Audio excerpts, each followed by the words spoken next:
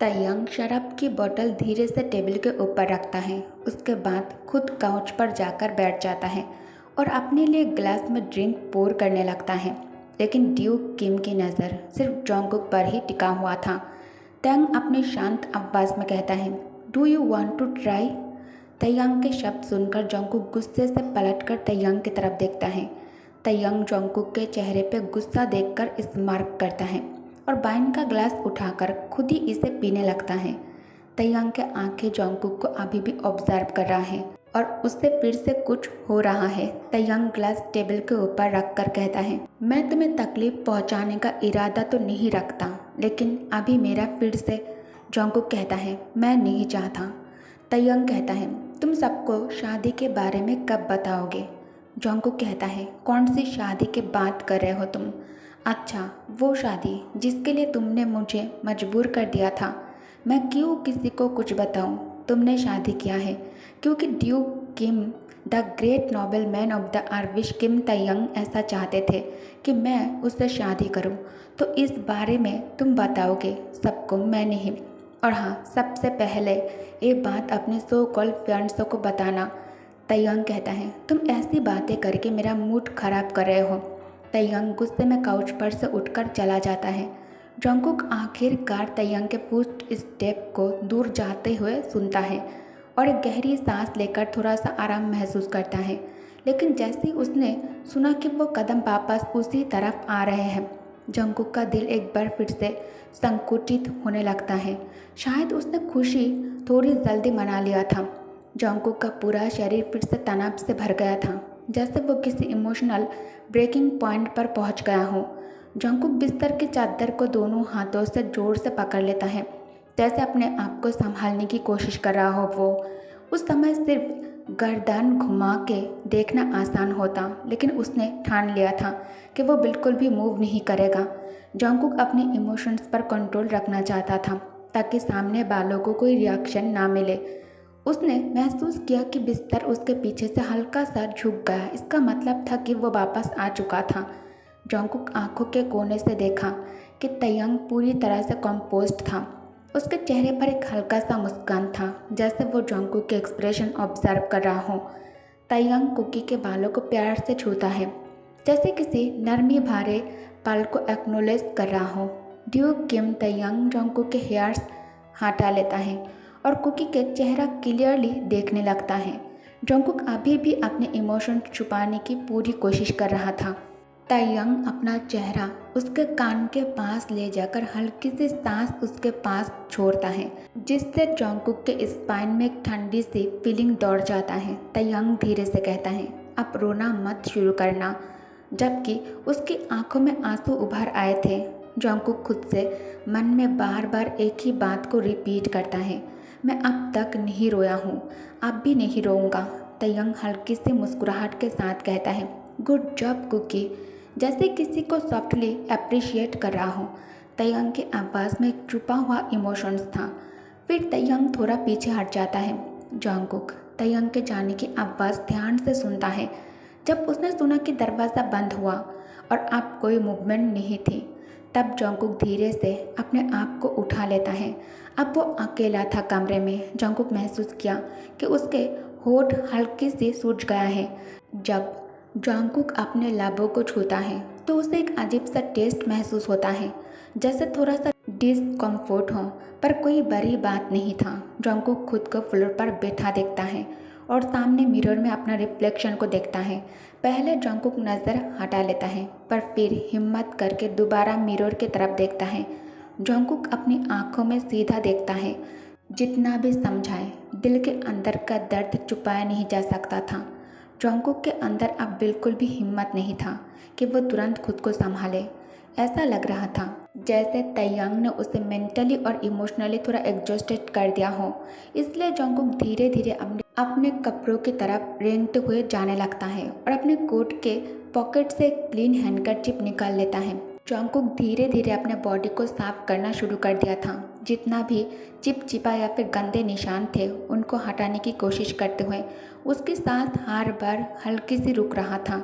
जब भी वो रुमाल से अपने आप को पोंछ रहा था, मत रो कुकी बार बार अपने आप से कहता जा रहा था, जैसे कोई मंत्रा हो।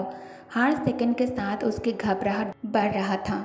जब सब कुछ क्लीन करने का काम ख़त्म हुआ तो वो संभाल के खड़ा हो जाता है और अपने कपड़े पहन लेता है। फिर जंगकुक एनेक्स से बाहर निकलता है और अपने घर के लिए जंगल की तरफ जाने लगता है। चांद की रोशनी से बचने के लिए कुकी पेड़ों के नीचे से चलता है, अंधेरे में चुभते हुए। रास्ते में पड़ने वाले पत्थर या फिर लकड़ियों को हल्के लात से हटा रहा था जंगकुक। जंगकुक के दिमाग में बुगम की आवाज़ गूंज रहा था, माई डियर जंगकुक। जैसे जंगकुक बुगम के लेटर्स याद कर रहा था, उस बीच वो घर पहुंच जाता है और घर पहुंचने पर कुकी सीधा अपने कमरे में चला जाता है बिना किसी को डिस्टर्ब किए। उसके पास अब सिर्फ एक लास्ट लेटर बचा था। उसने पहले के सब लेटर्स जला दिए थे, अब सिर्फ एक बचा था। कुकी आँख के तेज़ होने का इंतज़ार कर रहा था। फिर उसने वो आखिरी लेटर उठाया और सील तोड़कर पढ़ना शुरू किया। जंगकुक की आंखों के सामने बोगम की आवाज़ गूंज उठता है, जैसे वो खुद पढ़ के सुना रहा हो, माई डियर जंगकुक, क्या तुम मुझसे एक बार फिर शादी करने के लिए एग्री करोगे? मुझे यकीन नहीं हो रहा है कि मैं तुम्हें एक बार फिर से प्रपोज कर रहा हूँ, वो भी एक पेपर के थ्रू। शायद ये इतना हार्ट फेल्ट ना लगे, पर मैं अपनी ज़िंदगी में कभी इतना सिंसियर नहीं रहा। मेरे दादाजी ने मुझे स्प्रिंग के बाद बर्थडे के टाइम एक छोटा सा इनहेरिटेंस देने का प्रॉमिस किया है। शायद पैसा ज़्यादा नहीं है, पर मेरे लिए काफ़ी होगा। हम कॉलेज डिस्ट्रिक्ट के पास एक छोटा सा घर ले सकते हैं, अपना घर बना सकते हैं और अपने सपने पूरे कर सकते हैं। और अगर तुम्हें लगता है कि हम बहुत फास्ट जा रहे हैं तो मुझे कोई दिक्कत नहीं स्लो होने में। हम बिल्कुल तुम्हारे पीछ पे चल सकते हैं, चाहे ग्रेजुएशन तक लग जाए शादी करने में। मैं कर सकता हूँ, मैं सब कुछ करूँगा। बस इतना चाहूँगा कि मैं तुम्हारे साथ रह सकूँ। You are my sweetheart, please क्या तुम मेरे साथ रात चलोगे? तुम दोबारा टेस्ट दे सकते हो और मुझे पूरा विश्वास है कि तुम पास कर जाओगे, क्योंकि सबसे इंटेलिजेंट हो तुम, इंसान हो तुम जो मैंने कभी देखा है। उसके बाद हम साथ में स्टडी कर सकते हैं और अपने सपनों पे काम कर सकते हैं साइड बाय साइड। याद है जब हम एक दूसरे से वो स्टोरीज शेयर किया करते थे कुकी? हमने प्रॉमिस किया था एक दिन मैं डॉक्टर बनूंगा और तुम एक ग्रेट ऑर्थोनोलॉजिस्ट बनोगे। हम दोनों मिलकर एक कमाल की ज़िंदगी जिएंगे। मैं अब भी उस दिन का इंतज़ार कर रहा हूँ। अब भी मैं अपना फ्यूचर इमेजिन करता हूँ तो उसमें सिर्फ तुम होते हो। तुम मेरी सबसे प्यारी दोस्त हो, मेरी सोल लवर हो, तुम मेरे फ्यूचर हो। और मैं ये उम्मीद करता हूँ कि एक दिन मैं तुम्हारा हस्बैंड भी बन सकूँ और हमारे फ्यूचर किड्स का पापा भी। मैं ये नहीं कह सकता कि मैं अपने पेरेंट्स से प्यार नहीं करता, मैं करता हूँ, बहुत ज़्यादा करता हूँ और मुझे पता है वो मुझे प्यार करते हैं। पर जंगकुक, मैं ये ज़रूर मानता हूँ कि मैं उनके सपनों वाले रास्ते पर नहीं चल सकता जो मुझे खुश नहीं करता। उनकी खुशी मेरी खुशी नहीं है, वो सिर्फ मेरी मॉम की ईगो की जीत है। पर मुझे पता है मेरी असली खुशी कहाँ है। तो जंगकुक, क्या तुम मुझे दोबारा एक्सेप्ट करोगे? क्या तुम फिर से मेरी खुशी बनोगे?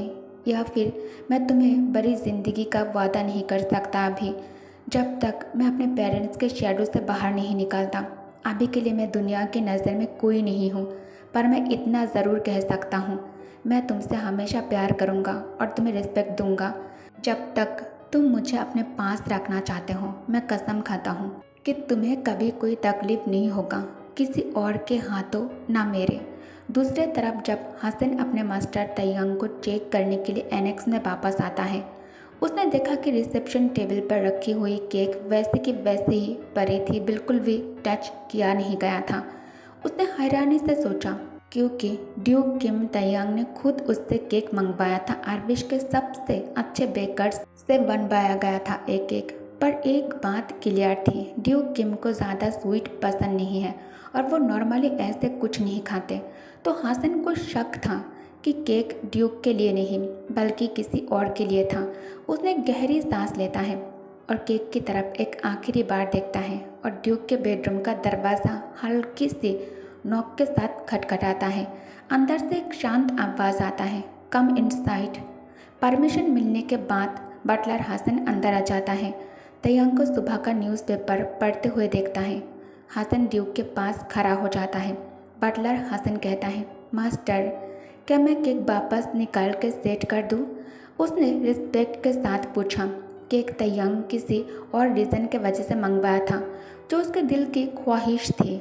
तयंग आंखों के कोने से बटलर हसन की तरफ देखता है और फिर से न्यूज़पेपर पर नज़र घुमा लेता है। तयंग ठंडे लहजे में कहता है, ज़रूरत नहीं है। हसन ने कन्फ्यूजन से केक की तरफ देखता है। तभी तयंग ने न्यूज़पेपर का एक और पन्ना पलटा और कहा, उसे तुरंत हटा दो। हसन जानता था कि ड्यूक को और ज़्यादा सवाल पसंद नहीं, इसलिए उसने सिर झुकाया, चुपचाप केक उठाया और वहाँ से चला गया, तयंग को कमरे में अकेला छोड़कर अपने ख्यालों के साथ।